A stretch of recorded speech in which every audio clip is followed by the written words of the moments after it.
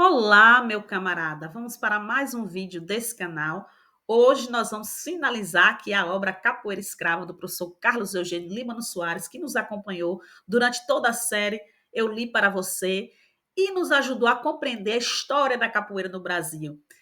Claro que nós estamos falando aqui do Rio de Janeiro, mas o Rio de Janeiro ditou muitas regras também para o resto do Brasil.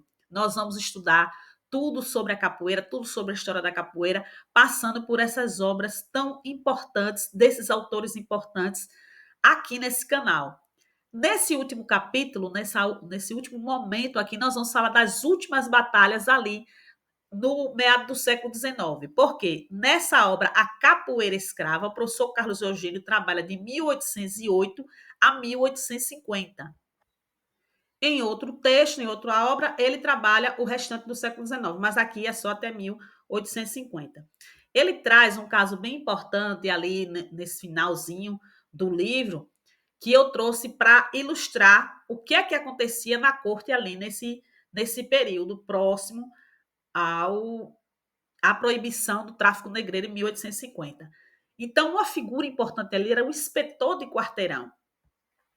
Esse inspetor de quarteirão era alguém da sociedade civil, geralmente algum comerciante local, chamado para prender os desordeiros. Quem eram os desordeiros? Nossos ancestrais, capoeira. Olha a importância aí da história da capoeira para a gente compreender. Muitas vezes a pessoa vai no arquivo e não consegue achar a palavra capoeira e diz: naquele estado não tem capoeira. Não teve capoeira, por exemplo, no século XIX, século XVIII, porque a pessoa fica ficcionada na palavra capoeira. Nós já conversamos muito sobre isso aqui, né? Os tipos, as formas da capoeira existir no Brasil, em vários estados foram diferentes, inclusive os nomes que eram chamados. Mas ele traz aqui esse fato, né? Porque acontecia muitas festas nas igrejas das freguesias. Lembre que não era chamado de bairro, era chamado de freguesia. Então, nessa festa, o inspetor de quarteirão chama o cabo, comandante da guarda, que era a guarda municipal permanente, para poder ajudar a dispersar esses desordeiros que estavam ali no largo, né, na praça. E o que é que acontece? O cabo se nega a ajudar. Então, ele vai até o fiscal da freguesia, que vai até o juiz de paz, que emitia o documento, para que a guarda municipal permanente pudesse ajudar naquele momento ali. Só que com esse vai e vem dessa briga das autoridades, as maltas de capoeira se dispersavam rapidamente. Eles não iam ficar esperando serem presos, serem reprimidos. Eles faziam o que tinham que fazer ali e rapidamente eles se espalhavam, digamos assim. E o inspetor de quarteirão ficava meio perdido. Claro que isso acontecia das mais diversas formas. O professor Carlos Eugênio traz um ponto específico, uma história específica, para que a gente possa compreender como é que se configurava essas autoridades ali no Rio de Janeiro. Nós estamos estudando com o professor Carlos Eugênio no Rio de Janeiro, mas isso acontecia no Brasil inteiro. Por exemplo, na minha pesquisa em Sergipe, né, que eu trabalhei as configurações da capoeira em Sergipe no século XIX. A gente via os embates políticos que aconteciam e como que essas autoridades não se entendiam no meio desse movimento. E estavam os capoeiras. Então, o que o professor Carlos Eugênio traz nesse fato é que, pós Eusébio de Queiroz, lembra dele, Eusébio de Queiroz, nós já estudamos bastante nessa playlist A Capoeira Escrava. Se você não assistiu ainda, quando acabar esse vídeo aqui, eu vou deixar no final, você assiste toda a playlist para entender o que é que eu estou falando e para entender a história da capoeira no Brasil, porque parte do Rio de Janeiro, mas em vários estados a gente vê essa mesma confusão. Nós vamos estudar aqui no canal, vamos passar por outros estados e vocês vão compreender que existia essa confusão não só na corte, mas aqui nós estamos trabalhando com o professor Carlos Eugênio Líbano Soares e ele vai mostrar que as autoridades não se entendiam. Havia um conflito entre a autoridade civil e a autoridade militar. Qual era o motivo? A discórdia das maltas de capoeiras, porque lembre que eles causavam a desordem na cidade e isso era um problema, como a gente vai ver mais lá na frente. Vários nomes sucederam ao Eusébio de Queiroz, mas nenhum ficou gravado como o dele e o de Paulo Fernandes Viana, né? Até 1850. Lembrem disso, porque depois nós vamos ver outra obra e aí percebe-se que o professor Carlos Eugênio fez um trabalho belíssimo e fechou todo o século XIX. O professor Carlos Eugênio também traz nessa obra as revoltas, né? Ele fala da Revolução Praeira, mas essa parte aqui não está no livro dele. Eu só cito lá porque ele vai citando as revoltas. Mas eu sempre gosto de trazer para você, capoeira, um amplo, né? Ampliar esse olhar para vocês compreenderem. Por isso que eu digo a vocês, se inscrevam no canal se não for inscrito, porque nós pretendemos trazer todo o Brasil, toda a história da capoeira no Brasil, a partir do que se tem pesquisa, do que se tem registro. Então, se no seu estado já tem pesquisa, coloca aí nos comentários para que a gente possa trazer mais e mais aqui no canal. Quem não for inscrito, se inscreva para nos ajudar a continuar por aqui. Então, eu trouxe a Revolução Praeira de 1848, que foi o último grande abalo das revoltas. Então, o que foi a Revolução Praeira? Foi um movimento liberal e republicano que aconteceu em Pernambuco. Quando a gente for estudar a capoeira de Pernambuco, com várias obras que existem, eu vou ver ainda, vou escolher qual autor que eu vou trazer aqui no canal, mas eu já li os 4 ou 5 livros sobre a história da capoeira em Pernambuco, especialmente no século XIX, e vou trazer aqui para você. Nesse momento, eu quero que vocês pensem nisso. Nós vamos estudar mais a fundo a participação dos capoeiras, como é que existiam, isso quando a gente for estudar Pernambuco. Mas o nome praieira vem do jornal Diário Novo, conhecido popularmente como o Jornal da Praia, porque a redação ficava na Rua da Praia, no Recife. Em 1848, os praieiros pegaram em armas e publicaram um manifesto ao mundo. O que é que eles estavam pedindo ali naquele momento? Voto livre e universal, liberdade de imprensa, fim do poder dos grandes comerciantes portugueses e república como forma de governo.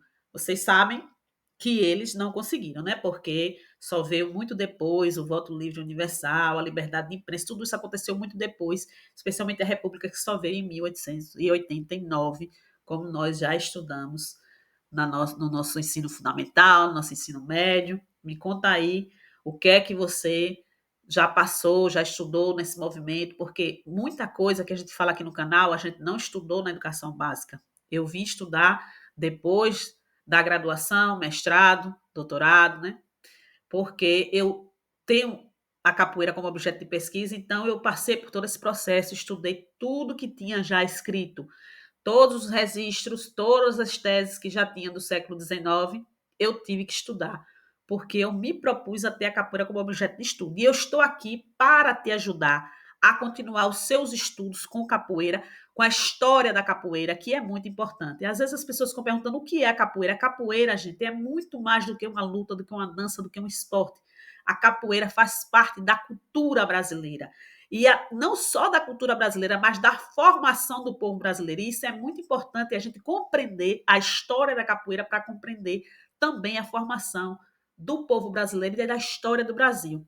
Veja a importância desse movimento, dessa prática social que hoje conhecemos como capoeira. Por isso eu digo a vocês, se não for inscrito, se inscreva para continuar estudando aqui comigo. Muita gente assiste os vídeos, assiste até o final, aprende e não se inscreve. E para que estimule o YouTube, para que estimule quem está aqui estudando, trazendo para você conhecimento, é importante essa inscrição. É importante você curtir o vídeo, mas nós continuaremos por aqui estudando, trazendo para vocês. E essas autoridades que a gente discutiu lá na frente, vinham grandes problemas aqui nessa capoeira. Nós vamos ver pontos importantes desse problema específico. Primeiro, existia o medo das senhoras, dos comerciantes perante os capoeiras. Esses indivíduos tocavam o terror. Segundo, o simples fato de um negro correndo gera pânico na cidade. Você vê como era e como foi construído o nosso racismo estrutural. Nós estamos no mês da consciência negra e nós vamos estudar de onde vem esse movimento da consciência negra aqui no canal. Mas pense que tudo isso que a gente está estudando aqui é importante para a nossa prática antirracista, para que a gente entenda que a consciência negra não pode ser só um dia, mas estudaremos sobre isso depois. Vamos continuar aqui. Terceiro, o tráfico negreiro. Apesar de, desde 1831, ter lei proibindo esse tráfico, ele continuava acontecendo. Ele só foi terminar, ser finalizado, quando Eusébio de Queiroz passou a ser ministro, né? Em 1850 houve essa lei, Eusébio de Queiroz, que proibiu, e ainda assim continuava acontecendo o tráfico interno entre os escravizados, né? Que os senhores vendiam, e às vezes acontecia muito tráfico entre os estados. Por isso que é difícil a gente dizer qual é a origem da capoeira. Porque, como a capoeira tem essa matriz africana, mas também tem elementos estrangeiros, tem elementos indígenas, tem vários elementos dentro da capoeira, da formação da capoeira como nós conhecemos hoje, é muito difícil a gente dizer qual a origem da capoeira, de onde vem a capoeira, por quê? Essa capoeira transitava em vários estados. Está ali no Rio de Janeiro, e a gente percebe isso. Você vê, eu encontrei capoeira em Sergipe no século XIX. Foi um achado importante porque as pessoas sempre ligavam a capoeira a Rio de Janeiro, Salvador e Pernambuco. E com as novas pesquisas, não só a minha, mas várias pesquisas que foram surgindo, a gente percebe que essa capoeira circulava no Brasil inteiro. É por isso que eu digo a vocês, deixe o seu like para que o YouTube entenda que esse canal é importante, que esse conteúdo é importante, porque aqui nós vamos estudar toda a história da capoeira no Brasil, com todas essas pesquisas que já foram feitas e as que ainda vão ser feitas, porque você, capoeira, pode ser o próximo, né, a estudar o seu estado. Aliás, me conta aí se no seu estado já tem pesquisa com capoeira no século XIX, que é importante para cada um de nós aqui. O quarto ponto que vinham como problema era que o chefe de polícia, nesse momento aqui, que era Nicolau da Silva Lisboa, era mais dócil, eles diziam assim, porque os outros, eles reprimiam com muito mais veemência essa capoeira. E esse Nicolau, segundo eles, era muito dócil, tratava com muito zelo, né? Não reprimia da forma como a gente já viu aqui de vários castigos que os capoeiras sofriam, não só chibatadas, né? A gente já estudou também sobre isso, assistam a playlist. O quinto problema, assassinato entre as maltas, porque o que acontecia? Entre eles mesmos existia rivalidade entre os grupos, né?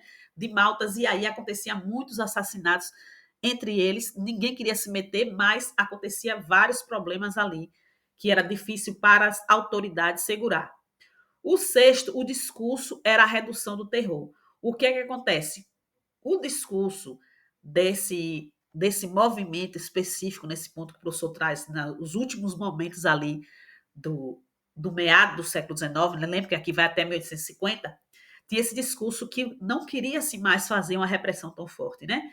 Que seria um terror, entre aspas, saudável, né? O sétimo ponto que se tinha como problemas, que esse terror saudável deixava as maltas muito soltas. E o oitavo ponto, pouco resultado tinha conseguido a meta de exterminar o problema, que era a proliferação das maltas na cidade. Pensem assim, tentaram exterminar a nossa capoeira de todo jeito. A repressão foi tão forte, né, que a capoeira passou por um processo de folclorização para tentar sobreviver. Nós podemos depois trazer um vídeo só sobre a folclorização, para você compreender que isso foi importante para a resistência, para que a capoeira chegasse até aqui e que a gente tivesse vários tipos de capoeira e que a gente fizesse as características da capoeira, porque vem desde lá a gente tentando sobreviver a tanta repressão. Então, por isso que muitas vezes ficou só Rio de Janeiro, Salvador e Recife. Por quê? Não se encontrava documentação em outros locais, primeiro porque não se procurava. Tanto é que quando eu procurei em Sergipe, achei.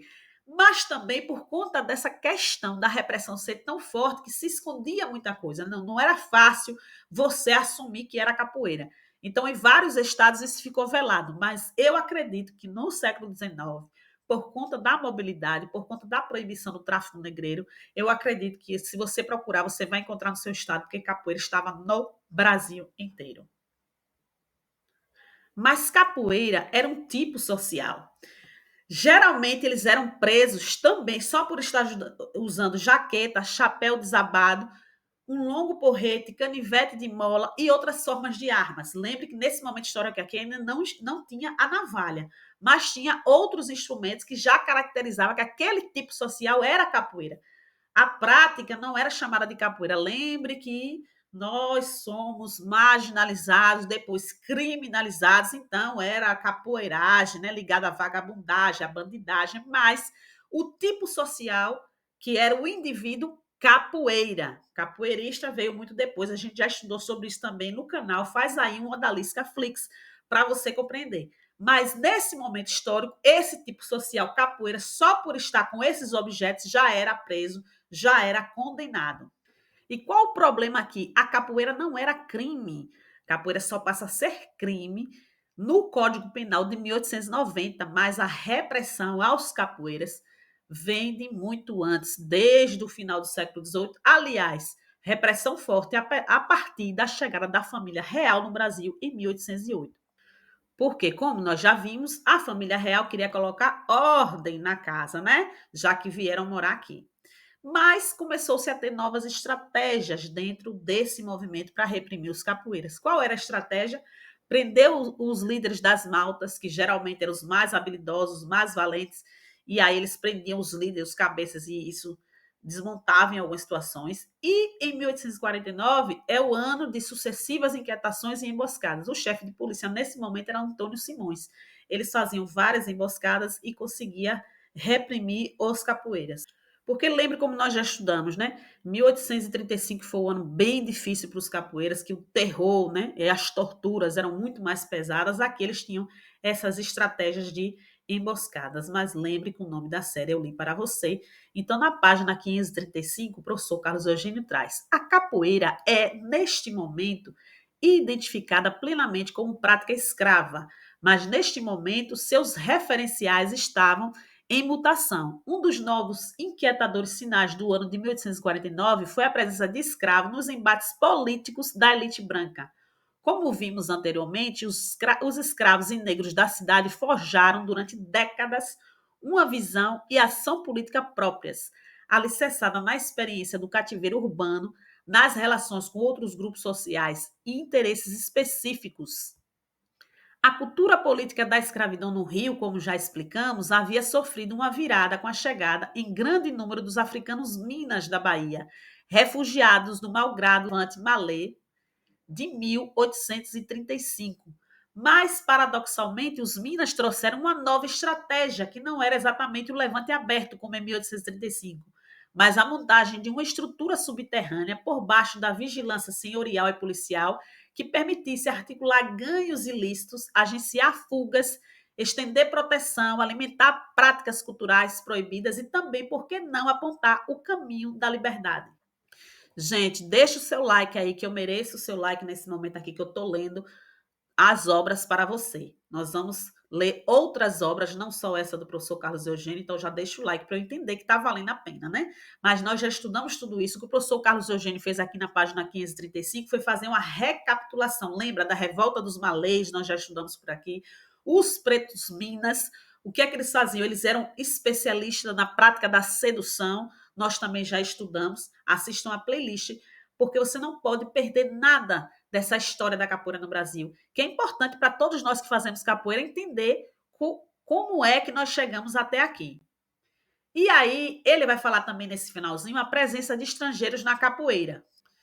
Lembra que eu falei lá do tipo social capoeira? Então, os estrangeiros chegam depois, por isso que eu não coloquei a navalha lá como instrumento daquele movimento específico. Mas a navalha foi incorporada a partir desse movimento dos estrangeiros na capoeira, um livro importante da navalha ao berimbau, Capoeira e Malandragem no Rio de Janeiro, do Jorge Felipe Columar. Já falei dele aqui para você, mas quem quiser continuar esse estudo do Rio de Janeiro, leia essa obra, porque é uma obra extremamente importante, que ele tem uma linguagem muito bacana, que ele vai falar dessa malandragem, que incorpora também na nossa capoeira. E aí, nesse movimento aqui, nessa presença dos estrangeiros, a gente percebe como a navalha foi incorporada. Nas décadas seguintes, né, nós vamos ver na Negrada Instituição que essa presença da navalha e dos estrangeiros fica muito mais forte na capoeira, que é outra obra do professor Carlos Eugênio. Onde é que nós vamos ver a Negrada Instituição? Lá na Sociedade da Ginga. Eu vou deixar no primeiro comentário fixado o link para a Sociedade da Ginga para você pegar mais informações, caso você queira entrar por lá. Todo dia 30 de cada mês, nós fazemos uma reunião online ao vivo para você tirar suas dúvidas e estudar as obras, estudar filme, estudar literatura, tudo ligado à nossa capoeira, à história da nossa capoeira. Então, se você tem interesse de entrar na Sociedade da Ginga, pesquisa, conversa, pede informações por lá, que nós estaremos por lá. E comentem aí se vocês gostaram desse estudo da capoeira escrava que nós estamos terminando hoje. O próximo estudo vai ser sobre a história de São Paulo, do Paulo Figueiredo da Cunha, que ele vai trabalhar capoeiras e valentões. Nós vamos entender as similitudes, mas também as diferenças, porque cada estado tem as suas diferenças. E vamos aproveitar aqui o mês de novembro, né, que é o mês da consciência negra, para trazer para vocês uma oportunidade de 1º a 30 de novembro de 2025. todos esses materiais estarão em promoção, 50% de desconto para você. Tem o meu e-book, né? Metodologia de Ensino da Capoeira, volume 1. Metodologia do Ensino da Capoeira, volume 2. Escorregar não é cair, é um jeito que o corpo dá, que é o meu livro físico, que é a pesquisa da capoeira em Sergipe no século XIX. E a minha consultoria individual, Sopros de Ginga. Para o seu projeto com capoeira, para te ajudar. Eu vou ler com você o seu projeto, vou te ajudar a melhorar. Se você quer entrar no mestrado, eu vou te dar os caminhos. Se você está há muito tempo sem, fez o mestrado há muito tempo também, quer entrar no doutorado ou quer fazer seu TCC com capoeira ou um projeto social, o que você estiver escrevendo com capoeira, eu posso te ajudar. Então, todos esses materiais estarão com 50% de desconto. Para você obter o desconto, você precisa colocar lá na hora da compra o cupom, que é Sociedade da Ginga, tudo maiúsculo.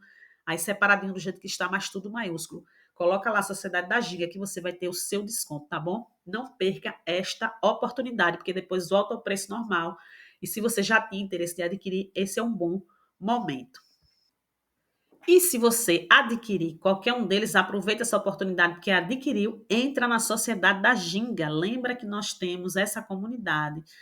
Você compra qualquer um, você vai entrar na Sociedade da Ginga e vamos ter essa reunião todo mês. Nós temos uma reunião online, ao vivo, para você tirar suas dúvidas e nós estudarmos cada vez mais a história da capoeira.